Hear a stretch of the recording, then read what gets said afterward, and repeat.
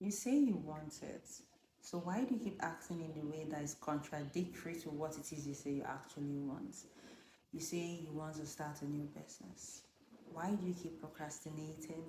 You say you want to lose weight and get fit and become strong, but you consistently eat junk food at night and sleep in every time you need to go to the gym. This is self sabotage. Hi, my name is Angelica. I am an identity and purpose coach, and today is day one of the self sabotage series in which I will be revealing to ambitious women why and how they self sabotage.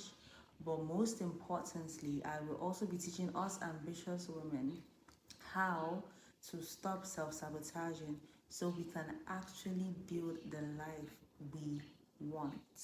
Self sabotage is how your body resolves the gap between your desires and your belief. The body expresses this gap through your actions, through the contradictory actions. In other words, you say you want something and you behave in a way that contradicts what it is you say that you want. Most people assume self sabotage is as a result of lack of discipline or laziness or not being in the right environment or whatever. But self sabotage is a trauma response, and until we get to the root of the issue, we will keep self sabotaging as ambitious women who have big dreams. And that is what we are here for today, for me to teach you how to stop self sabotaging.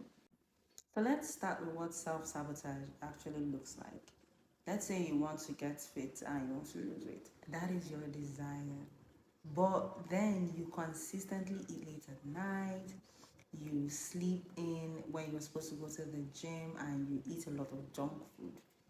That is self sabotage. Your desire says one thing, but your actions say another. Or let's say you want to start creating content, and every time you pick up the phone, you find more reasons not to create that content. That is the gap. And I know this because it is something I have experienced. Everything I teach is from my own experience. I'm not reading something out to you that I read in a textbook. It is my own. I'm teaching you something that I have gone through and I have come out from the other side. And so I remember when God led me to start creating on YouTube. Guess what I did? I ran away. I procrastinated. I began to overthink. I found a lot of reasons not to start. I knew what I wanted to do, but I was behaving in a way that didn't match what I said it was that I wanted to do. So that is self sabotage. So if self sabotage is the gap between your desires and your beliefs, what causes that gap in the first place? The first thing to have in mind is fear and doubt. Those are the two major reasons we must pay attention to, the two major causes of self sabotage. The first is fear. Fear because we anticipate a negative outcome or an unpleasant outcome, and in order to prevent that negative outcome from happening, we delay doing the work. And so, what I feared happening with creating content was that people would judge me or would criticize me or wouldn't take me seriously because I was young and inexperienced. And who do you think you are to come on here and teach us this? That was what I thought was going to happen. And instead of me to look into those fears, I ran away. So, fear is the first reason we self sabotage. But that raises another question. Why was I so afraid of these things in the first place?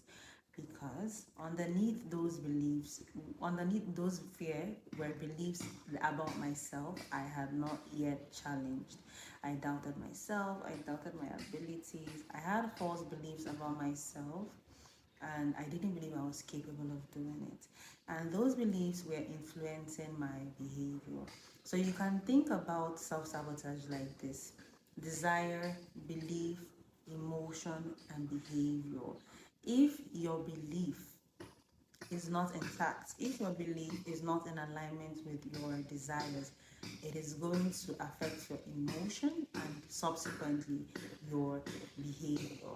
If you desire something and you believe subconsciously that you are not capable of doing something, you're going to behave in a way that contradicts the thing that you say that you want. Your behavior eventually reflects the false beliefs you have about yourself. Now that we understand what self-sabotage is and why we actually do it, the next question is, how do you actually know where you're self-sabotaging? Because sometimes it's not obvious. Sometimes it looks like procrastination. Sometimes it looks like perfectionism. Sometimes it looks like overthinking the little things. Sometimes it looks like wanting to play it safe or playing small. Sometimes it looks like preparing to prepare where you actually never take action, but you feel like you're being productive by being stuck into the research phase.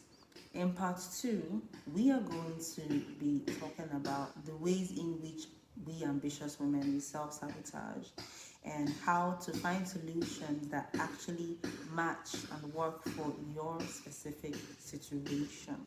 So tell me in the comments, how have you self-sabotaged in the past?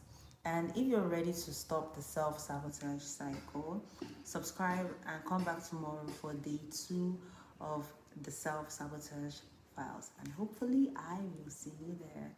Bye.